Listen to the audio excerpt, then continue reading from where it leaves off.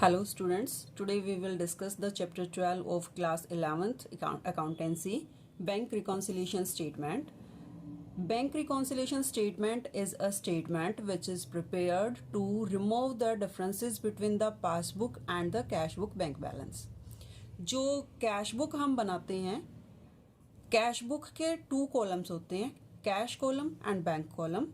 जो cash book का bank column हम फर्म तैयार करती है, बिजनेसमैन तैयार करता है, वो जो है बैंक ने जो पासबुक तैयार की है, जो पासबुक है वो बैंक प्रिपेयर करता है.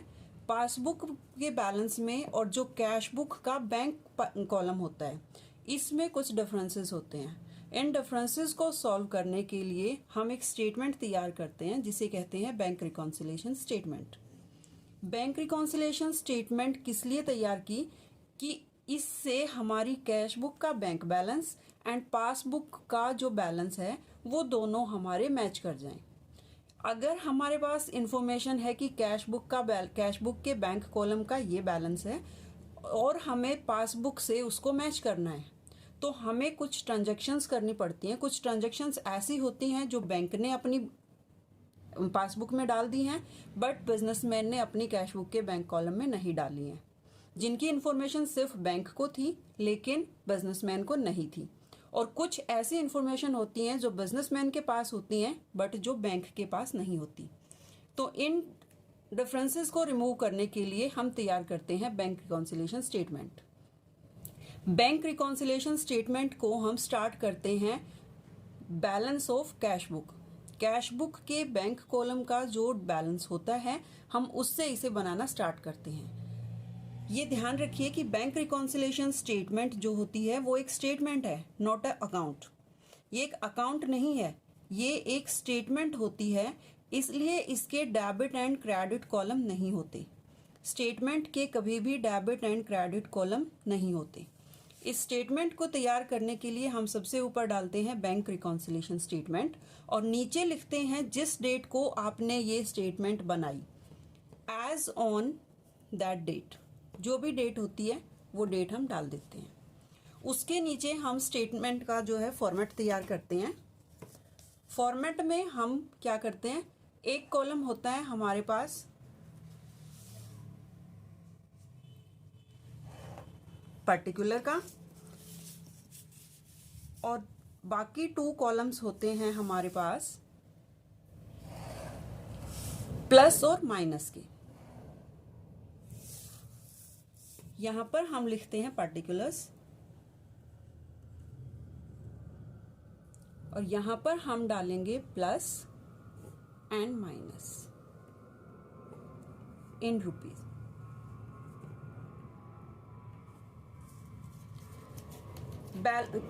रिकॉन्सिलिएशन स्टेटमेंट की स्टार्टिंग करते हैं हम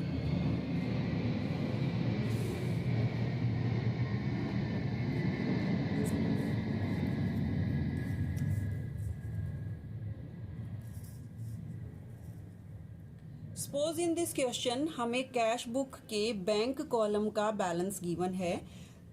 जो हमारी कैश बुक होती है उसके बैंक कॉलम का फेवरेबल बैलेंस होता है डेबिट बैलेंस और अनफेवरेबल बैलेंस होता है credit balance. Favourable balance of bank column of cash book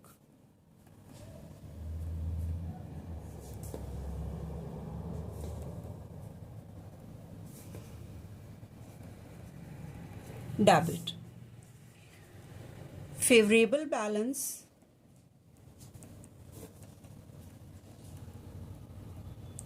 of passbook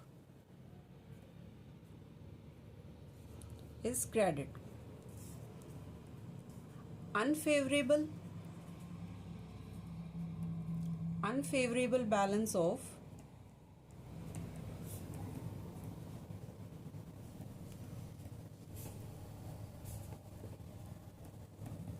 bank column of cash book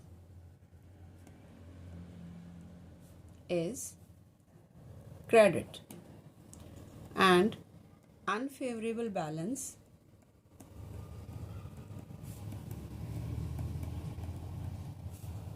of passbook means debit balance, or we can say positive balance, positive balance, negative balance, and negative balance. So question number first of this chapter is Rimjim Limited maintains a current account with the State Bank of India on 31st March 2017. The bank column of the cash book showed a debit balance of rupees 1,54,300. However, the bank statement showed a difference balance as on that date. The following were the reasons for the difference. इस question में आपको cash book के bank column का debit balance given है, that is 1,54,300, और difference के reason दिए हुए हैं नीचे. First one is cheque deposited but not yet credited by the bank. Students, जब हम कोई स्टार्टिंग हम इसकी करते हैं debit balance as per cash book. ये हमें गिवन है, डेबिट बैलेंस है. Debit balance means positive balance है. Debit balance of bank column of cash book means positive balance. So this will be show in the plus column 1,54,300. Now first reason है difference का, cheque deposited but not yet credited by the bank. आपने bank में cheque deposit करा दिया. जब आप bank में cheque deposit करा देते हो तो आप अपनी कैश बुक में उसको ऐड कर देते हो. हमारी तरफ से वो बैंक में गया, मीन्स हमने बैंक में ऐड कर दिया, बट बैंक ने उसे अब तक क्रेडिट नहीं किया. मीन्स जिस डेट को हम ये प्रिपेयर कर रहे हैं उस डेट तक उसे अकाउंट में हमारी पासबुक में ऐड नहीं किया है. तो हम अपनी कैश बुक में तो चेंज कर सकते हैं, बट हम बैंक की पासबुक में चेंज नहीं कर सकते. सो हम अपने बैलेंस में जो हमने ऐड किया था उसको हम वापस माइनस कर देंगे अगर हमें बैंक के साथ अपना बैलेंस मैच करना है तो हम यहाँ पर ऐड और लेस टू पार्ट्स स्टार्ट करते हैं. तो मेरी जो फर्स्ट एडजस्टमेंट है वो फर्स्ट एडजस्टमेंट जाती है एडिशन में. ऐड करेंगे हम इसको in the balance of the debit balance of the cash book. तो हम इसे उसमें ऐड करेंगे. तो हम यहाँ पर रीजन लिखेंगे कि फर्स्ट वाली एडजस्टमेंट थी ये हमारी, तो हम इसे फर्स्ट नंबर ही देंगे. तो हम इसे जब लेस करते हैं हमने ये डिपॉजिट किया था तो हम इसे लेस करेंगे.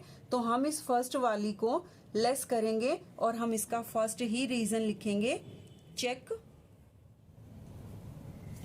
Deposited but not yet credited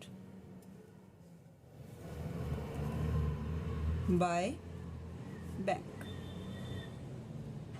amount है ये हमारी 75,450. लेस किया है तो आप माइनस वाले कॉलम में इसे डालेंगे 75,450. नेक्स्ट है second adjustment, check issued but not yet presented for payment. हमने चेक इशू किया लेकिन वो अब तक बैंक में पेमेंट के लिए प्रेजेंट नहीं हुआ. जिस भी किसी को हमने चेक इशू किया था अब तक उस बंदे ने पेमेंट के लिए बैंक में प्रेजेंट नहीं किया है. जबकि हम जिस डेट को इशू करते हैं उसी डेट को अपनी कैश बुक में उसको क्रेडिट कर देते हैं, मीन्स माइनस कर देते हैं. लेकिन बैंक ने इसको माइनस नहीं किया है. जब बैंक ने इसको माइनस नहीं किया है तो हमें भी इसे माइनस नहीं करना. हम इस इफेक्ट को, इस डिफरेंस को ख़त्म करने के लिए हम इस ट्रांजैक्शन को वापस ऐड कर देंगे. तो सेकंड एडजस्टमेंट को हम ऐड कर रहे हैं, check issued but not presented for the payment.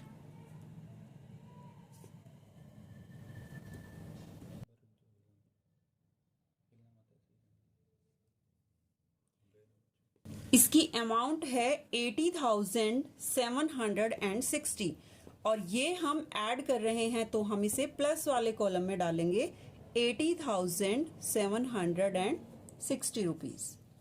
Next one is third, bank charges not yet recorded in the cash book. Bank charges क्या होते हैं? बैंक जो हमें सर्विसेज देता है उसके लिए टाइम टू टाइम हमारे अकाउंट से अमाउंट चार्ज करता रहता है. तो बैंक ने वो अमाउंट हमसे चार्ज की और हमारे बैंक बैलेंस में से उसे सब्ट्रैक्ट कर दिया, जिसकी कैश बुक में कोई भी एंट्री, कोई भी रिकॉर्ड नहीं गया. तो उसको हम क्या करेंगे? बैंक ने क्या किया है? उसे माइनस किया है, तो हम भी उसे क्या करेंगे?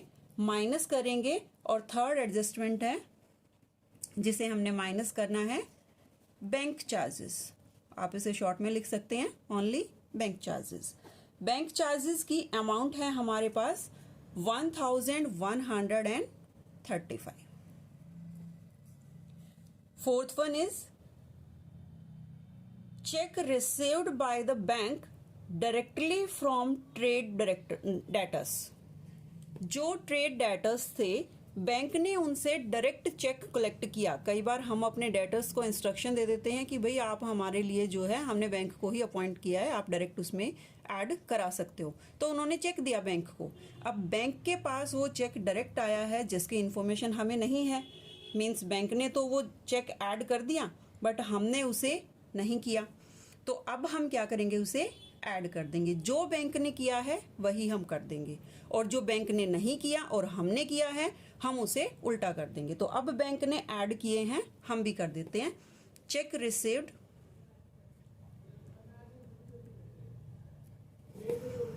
Bye the bank directly from the debtor.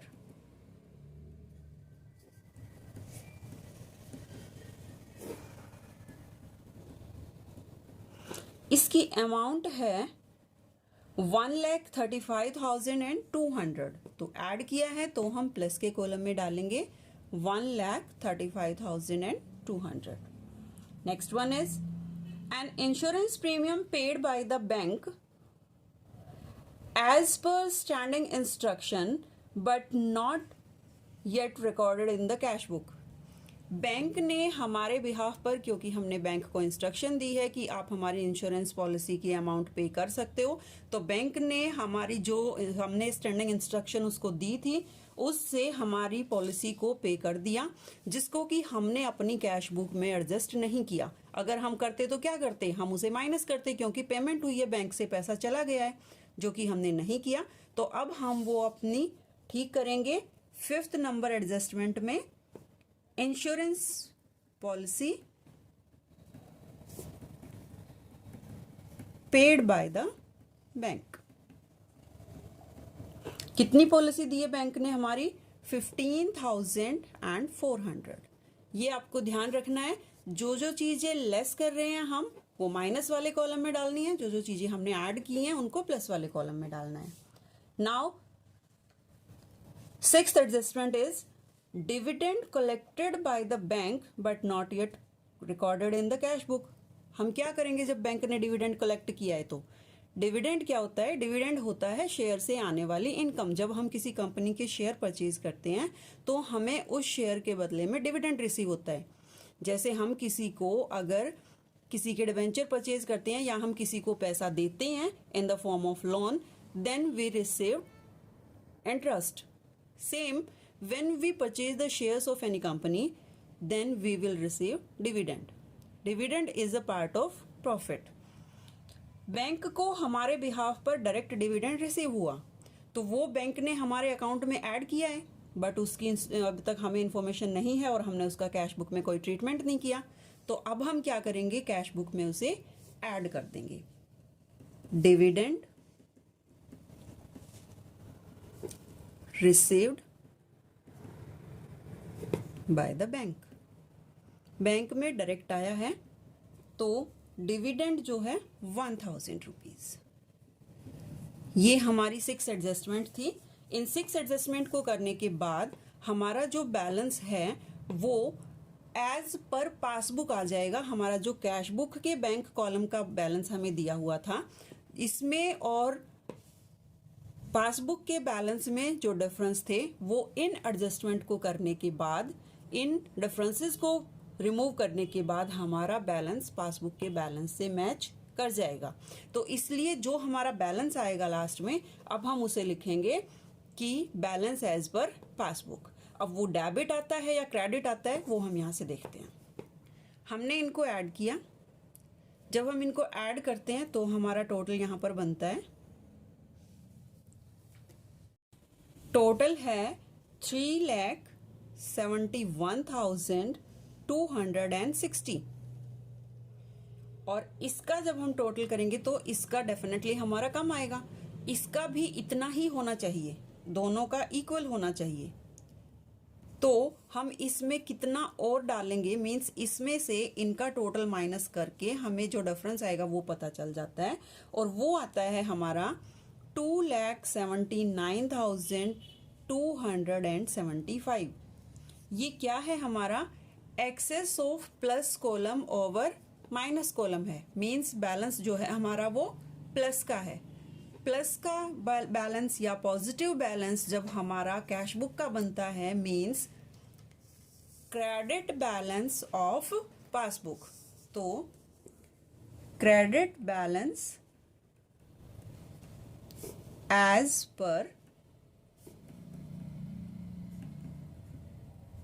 Passbook, ये हमारा credit balance as per passbook है।